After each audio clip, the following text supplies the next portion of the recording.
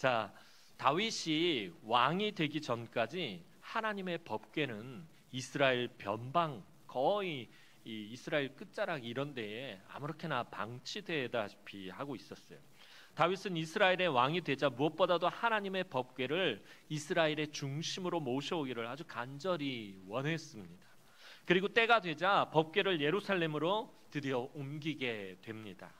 다윗은 하나님의 임재의 상징인 하나님의 법궤가 이스라엘의 중심으로 다시 오게 된 것이 너무나도 감사하고 기뻐하게 됐어요.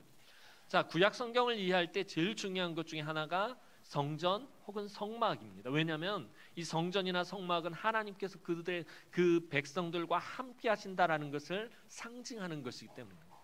특히 그 성막이나 성전의 그 가장 핵심이 뭐냐면 하나님의 법궤예요. 근데 그 하나님의 법궤가 이스라엘 중심에 있지 못하고 이스라엘 변방에 있었다는 거예요. 그러니까 그동안 이스라엘이 하나님의 은혜를 제대로 누리지 못하고 있었다라는 것과 마찬가지예요. 이제 하나님의 법궤가 이스라엘 중심으로 예루살렘 안으로 들어온다는 말은 하나님께서 그 백성들에게 은혜를 베푸시고 또 하나님께서 그들과 함께 하신다는 것을 다시 한번 확증해주는 너무나도 중요한 계기가 됩니다. 그래서 이 다윗은 그것이 너무나도 기쁘고 너무나도 감사했습니다. 그리고 그 기쁨을 이기지 못해서 힘을 다해서 그 법궤 앞에서 춤을 추며 예루살렘으로 이동합니다.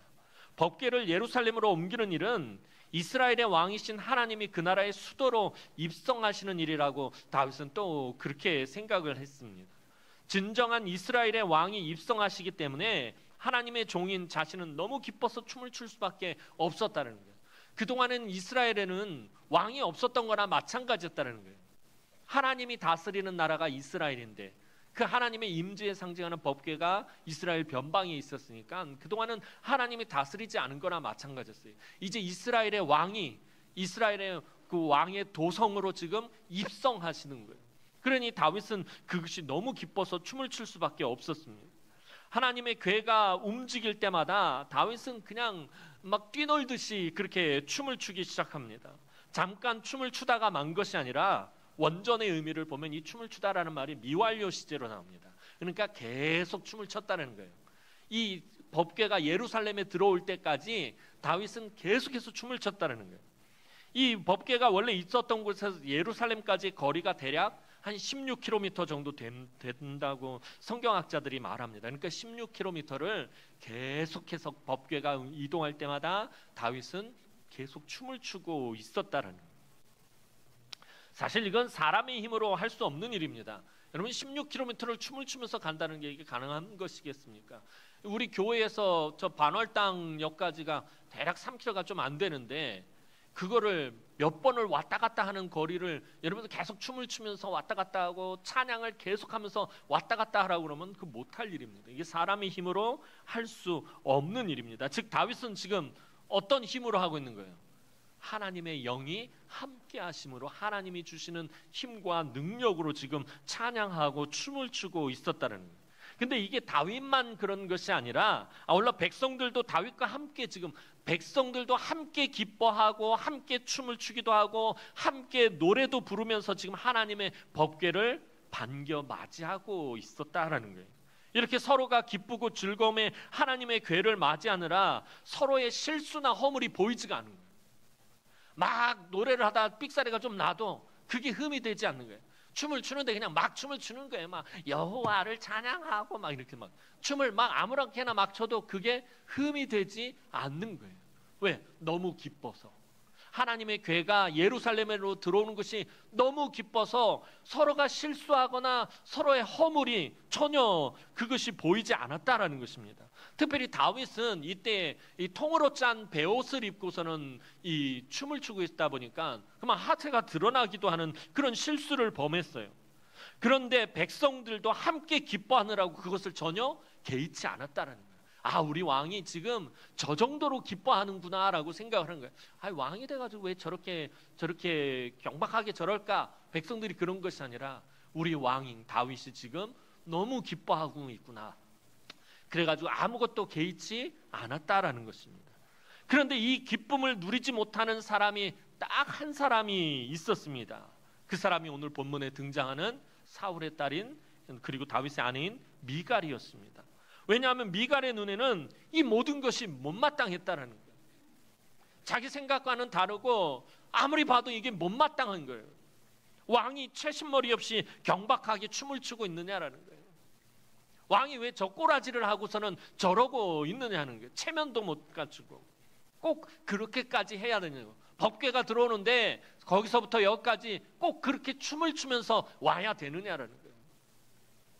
왜 꼭 그렇게만 해야 되느냐? 미갈은 그렇게 생각하고 있었다는 거예요. 여러분, 우리가 오늘 아침에도 말씀을 드렸지만 하나님을 찬양하는 일에 있어서 꼭 그렇게까지 해야 되냐? 왜 꼭 그렇게 막 우리 빨간 나비 넥타이도 매고 꽃가옷도 입고 또 막 반짝이도 입고 막 별의별 걸 다 꾸미고 부채도 들고 막 장구도 치고 북도 치고 꼭 그렇게까지 해야 되느냐라고. 여러분, 신앙생활할 때 미갈의 모습으로 신앙생활할 것인지 다윗의 모습으로 신앙생활할 것인지 이것도 역시 여러분들의 선택입니다. 미갈은요 혼자서 지금 온 이스라엘 백성들을 단체로 왕따시키고 있는 거예요. 혼자 고립되고 있는 거예요. 모두가 기뻐하고 모두가 감사하고 모두가 즐거워할 때 혼자만 못마땅한 거예요. 혼자 자기 마음에 안 든다는 거예요. 그래서 그 기쁨에 동참하지 못하고 지금 혼자서 이러고 있다는 거예요. 불평이 미갈 안에 가득했어요. 그렇게 온 이스라엘이 감격해서 기뻐할 때 미갈 혼자만 기뻐하지 못하고 있었다는 거예요. 모두가 감사하고 있을 때 미갈 혼자만 감사하지 못하고 있었어요. 오히려 다윗을 업신여깁니다. 오늘 본문 16절 말씀 다시 한번 읽어보도록 하겠습니다. 오늘 본문 16절 말씀입니다. 시작.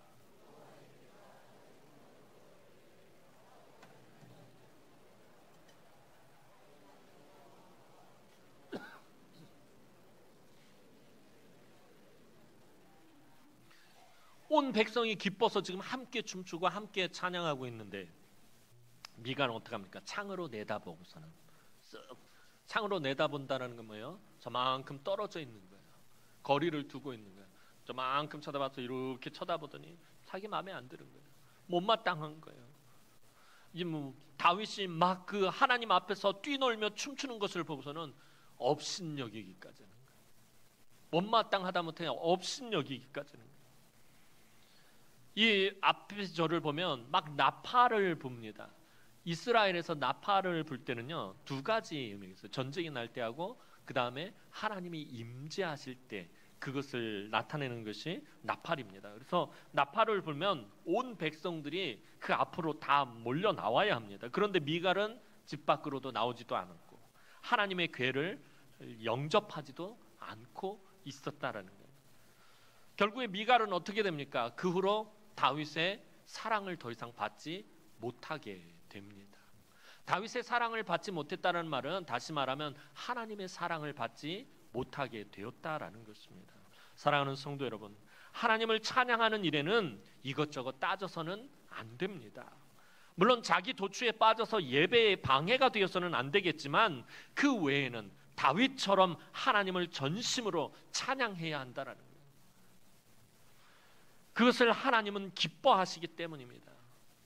미갈 혼자만 이게 못마땅했지 하나님 입장에서 볼 때는 너무나도 기뻐하셨을 거예요.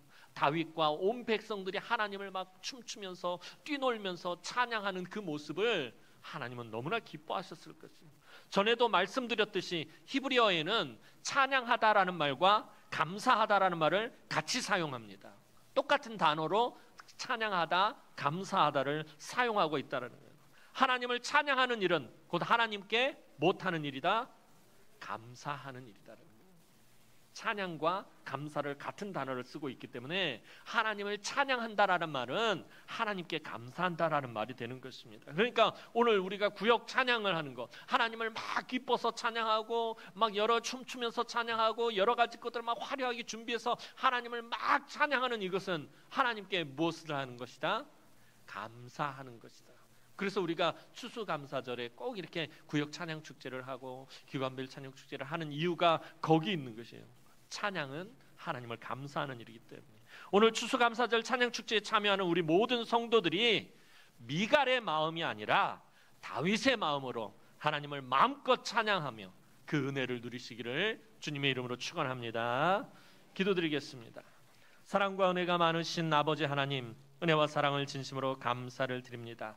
오늘도 하나님 사랑하는 주의 귀한 성도들이 하나님을 찬양하기 위해서, 마음껏 찬양하기 위해서 새 노래로 찬양하며 모든 악기를 동원해서 찬양하고 온 몸으로 하나님을 찬양하고 기뻐하고 찬양하고 오늘 다윗처럼 뛰놀며 하나님을 찬양하기 위해서 이 시간에 모였사오니 사랑하는 주의 귀한 성도들의, 우리 구역 식구들의 모든 찬양을 하나님 기뻐 받아 주옵소서. 우리 모두가 함께 기뻐하고 함께 감사하는 그런 시간이 되어질 수 있도록 은총을 베풀어 주옵소서. 한 사람도 미갈과 같이 하나님 스스로 고립되지 않게 하시고, 은혜로부터 고립되지 않게 하시고, 감사로부터 고립되지 않게 하시고, 모두가 함께 하나님을 찬양하고 기뻐하고 감사하는 시간 되게 하여 주옵소서. 감사를 드렸고 예수님의 이름으로 기도합니다. 아멘.